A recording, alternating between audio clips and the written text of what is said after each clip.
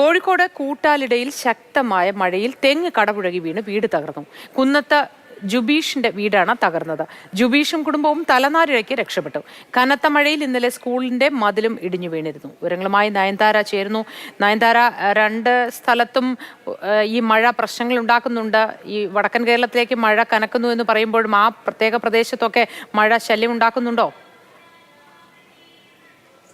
കൂട്ടാലിട ഭാഗം എന്ന് പറയുന്നത് മലയോര പ്രദേശമാണ്. ഇന്നലെ റെഡ് അലേർട്ട് കൂടിയായിരുന്നു കോഴിക്കോട് ജില്ലയിൽ. ശക്തമായ മഴയുണ്ടായിരുന്നു. ഈ സമയത്ത് ശക്തമായ മഴയ്ക്കൊപ്പം കാറ്റും ഉണ്ടായിരുന്നു. ഇതിനെ തുടർന്നാണ് കൂട്ടാലിട കുന്നത്ത് ജുബീഷിന്റെ വീടിന് മുകളിലേക്ക് തെങ്ങ് കടപുഴകി വീണത്. ഈ വീടിന്റെ നടുഭാഗത്തായാണ് ഒരു മരം, ഒരു തെങ്ങ് കടപുഴകി വീണിരിക്കുന്നത്. ഈ സമയത്ത് ജുബീഷും കുടുംബവും ഈ വീടിനുള്ളിലുണ്ടായിരുന്നു. തലനാരിഴയ്ക്കാണ് കുടുംബം രക്ഷപ്പെട്ടത് എന്ന് തന്നെ വേണം പറയാൻ. മകന് ചെറിയ പരിക്ക് പറ്റിയെന്ന് പറയുന്നു. അതായത് ഓട് വീണ് ചെറിയ പരിക്കേറ്റിട്ടുണ്ട്. വലിയ രീതിയിലുള്ള പരിക്കല്ല എന്ന് ജുബീഷ് പ്രതികരിച്ചിരുന്നു.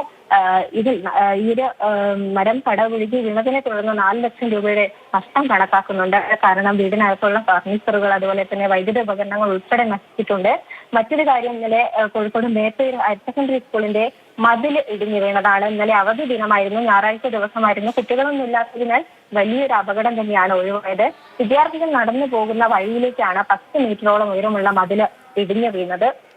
ഈ മതിൽ ഇടിഞ്ഞു വീണതിനെ തുടർന്ന് വലിയ രീതിയിലുള്ള പ്രതിഷേധവും അവിടെ വിദ്യാർത്ഥികളുടെ, രക്ഷിതാക്കളുടെ ഭാഗത്തുനിന്നും അതുപോലെ തന്നെ നാട്ടുകാരുടെ ഭാഗത്തുനിന്നും ഒക്കെ ഉയരുന്നുണ്ട്. കാരണം സ്കൂളിനോട് ചേർന്ന് നടക്കുന്ന വലിയൊരു മതിലാണ്. അത് വേണ്ട രീതിയിൽ, അതായത് വേണ്ട സുരക്ഷയോടുകൂടി അത് പണിതില്ല എന്ന തരത്തിലുള്ള പ്രതിഷേധങ്ങളൊക്കെ ഉയരുന്നുണ്ട്.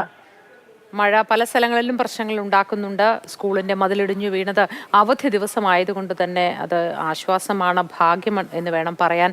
കുട്ടികളൊന്നും സ്കൂളിൽ ഇല്ലാതിരുന്ന സമയത്താണ്. നയൻതാരയാണ് വിവരങ്ങൾ നൽകിയത്.